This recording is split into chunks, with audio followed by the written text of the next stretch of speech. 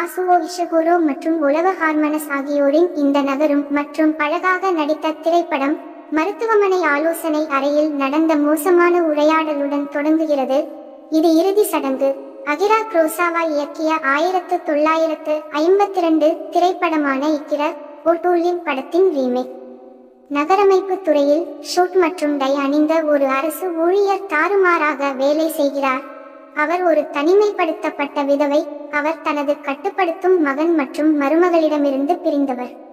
Takashi ஷிமுரா நடித்த மூலத்தில் அவர் திரு வடனாபே.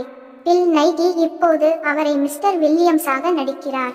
திரு Williams ஓய்வு பெறுவதை நெருங்கும் போது வயிற்று புற்றுநோயை கண்டறிந்து இன்னும் ஒரு வருடத்தை அவர் பெறுகிறார்.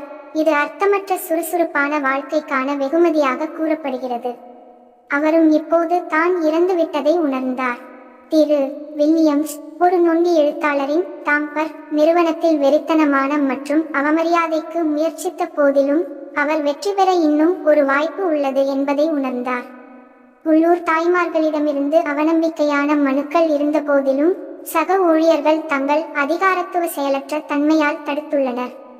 திரு வில்லியம்ஸ் தனது ஆழ்ந்த உறுதியற்ற புதிய அவசரம் மற்றும் மற்றவர்களுக்கு உதவுவதற்கான குழப்பமான விருப்பத்துடன் தனது சக ஊழியர்களை வியப்பில் ஆழ்த்துவதன் மூலம் மரணம் முடிவடைவதற்கு முன்பு விளையாட்டு மைதானத்தை உருவாக்க தீர்மானித்துள்ளார். குரோசாவா தயாரித்த திரைப்படம் இன்றைய காலகட்டத்தை மையமாக கொண்டது. நவீன ஜப்பானை பற்றிய ஒரு படைப்பு. இது அவரது கால நாடகங்களிலிருந்து மிகவும் சமகாலம் மற்றும் மிகவும் வித்தியாசமானது. ஹெர்மானஸ் மற்றும் இஷிக்ரோ இருவரும் 1950களில் அதை அமைக்க முடிவு செய்தனர். இது ஒரு வரலாற்று படைப்பாக புத்திசாலித்தனமாக மறுவடிவமைக்கப்பட்டது. நைரியால் சித்தரிக்கப்பட்ட இருண்ட அதிகாரி போருக்கு பிந்தைய லண்டன் கவுண்டி கவுன்சிலில் பணியமர்த்தப்பட்டார்.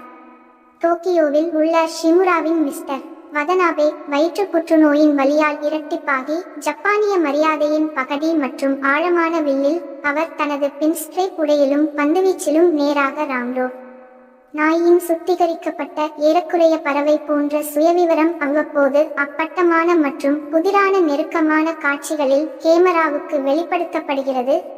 இது இதயத்தை உடைக்கும் வெட்கத்தையும் உணர்திறனையும் கொண்டுள்ளது.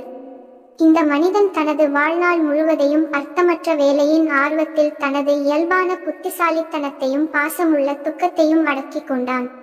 அவரது நோயறிதல் மற்றும் ஒரு இளையவருடனான அவரது பிளாட்டோனிக் ஆனால் இன்னும் அவதூறான மோகம் இரண்டும் அவரது சோகமாக சேதமடைந்த மறுபிறப்புக்கு பங்களித்தன.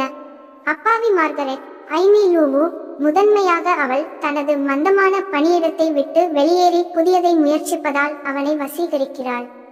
அலெக்ஸ் ஷார்ப் அங்கு தொடங்கும் ஒரு இளைஞன். திரு வில்லியம்ஸின் வலியை உணர்ந்து இந்த பழைய தலைமுறையின் சுய தியாகத்திற்கு குருட்டு விசுவாசத்தின் காரணமாக அதே சூழ்நிலையில் அவர் எப்படி முடிவடையும் என்பதை பார்க்கிறார். குரோசாவாவின் திரைப்படத்தின் மர்மமான கிட்டத்தட்ட காப்ரா போன்ற குரல் வழி இஷிக்ரோவால் கைவிடப்பட்டது. உள்ளூர் கேங்ஸ்டர்களான வதனாபே புற்றுநோய்க்கு எதிராக தனது புதிய பொறுப்பற்ற தைரியத்துடன் போராடுகிறார். ஒருவேளை அவர்கள் 50களின் இங்கிலாந்தில் மிகவும் கிரீனியனாக தோன்றியிருக்கலாம். அவர் படத்தின் இறுதி காட்சிகள் மற்றும் இளைய தலைமுறையினரிடையே ஒரு மீட்பின் காதல் விவகாரத்தின் இனிமையான உற்சாகமான விளக்கத்துடன் வந்துள்ளார். இருப்பினும் அவர் இக்கிருவிடமிருந்து மைய கட்டமைப்பு சதியை வைத்து அரசு ஊழியரின் மரணத்தின் தருணத்தை நிலைநிறுத்தினார்.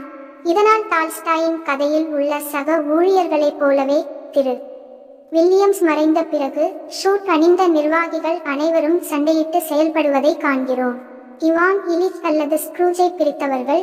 இஷிக்ரோ எனக்கு பிடித்த காட்சியை இக்கிருவில் இருந்து எடுத்துக்கொண்டதற்கு வருந்துகிறேன். அரசு ஊழியரின் இருத்தலியல் பீதி. அவர் அங்கு பணியாற்றிய 30 வருடங்களில் குறிப்பிட்ட எதுவும் நினைவில் இல்லை. எல்லாம் ஒரு தடயமும் இல்லாமல் விரைவாக கடந்து சென்றது. ஆனால் இஷிக்ரோ குழந்தைகள் விளையாட்டு மைதானத்தில் ஒரு பெரிய மாற்றத்தை ஏற்படுத்துகிறார். திரு வில்லியம்ஸ் கூறுகையில், சில குழந்தைகள் மோசமாக நடந்து கொண்டாலும் அவர்களின் தாய்மார்கள் அவர்களை அழைக்கும் போது கோபத்தை வீசினாலும் விளையாடும் நேரம் முடிவடையும் வரை காத்திருக்க முடியாத குழந்தைகளில் ஒருவராக இருப்பதை விட இது சிறந்தது. லிவிங்கில் விளையாட்டு மைதானம் என்பது அரசு ஊழியர் தனது இறப்பிற்கு முன் சமூகத்திற்கு வழங்கிய கொடூரமான விதவையின் பூச்சியை விட அதிகம். சுமாரான ரவுண்டானா மற்றும் ஸ்விங் செட் மூலம் அனைவரின் வாழ்க்கைக்கான சுருக்கமான முயற்சியின் அடையாளமாக இது உள்ளது. இந்த திரைப்படத்தின் தொடர்ச்சியான கேள்வியின் காரணமாக நான் இந்த திரைப்படத்தால் ஈர்க்கப்பட்டேன். திரு. வில்லியம்ஸின் தீவிரமான அர்ப்பணிப்பை அவர் தீவிர நோய்வாய்ப்பட்டிருந்தாலும் அடைய முடியாதா? எல்லாவற்றிற்கும் மேலாக நாம் அனைவரும் ஒரே மரண கணிப்பை பகிர்ந்து கொள்கிறோம் அல்லவா? அல்லது உங்களுக்கு ஏற்கனவே தெரிந்த ஆனால் புறக்கணிக்க முயற்சித்த ஒன்றை சொல்ல வேண்டிய பயங்கரமான முரண்பாடா? இனிமையான மற்றும் மிகவும் சோகமான திரைப்படம்.